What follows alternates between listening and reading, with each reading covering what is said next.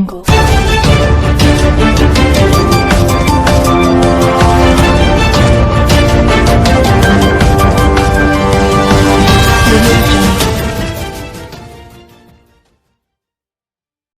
علیکم، Asia 41 news کے ساتھ میں ہوں آپ کی میزبان امنا عباس۔ خبر شامل کرتے ہیں سرگودا سے۔ ہمارے deputy bureau chief Rana Qasim کے مطابق سرگودا نجی بینک میں کریکر دھماکہ وقوع کی اطلاع ملتے ہی ڈی پی او ڈاکٹر رضوان احمد خان موقع پر پہنچ گئے۔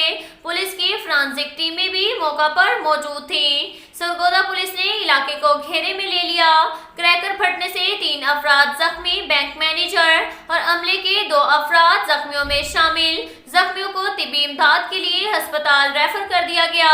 ملزمان کی گرفتاری کے لیے ٹیمیں بھی تشکیل دے دی گئی۔ وقوع کے تمام پہلوؤں سے تفتیش جاری۔ ملزمان کو جلد از جلد گرفتار کیا جائے گا، یہ کہنا تھا ڈی پی او ڈاکٹر رضوان احمد خان کا۔ اب تک کے لیے اتنا ہی کافی ہے۔ ملتے ہیں اگلے بلیٹن میں، ہمارے ساتھ رہیے گا۔ اللہ حافظ۔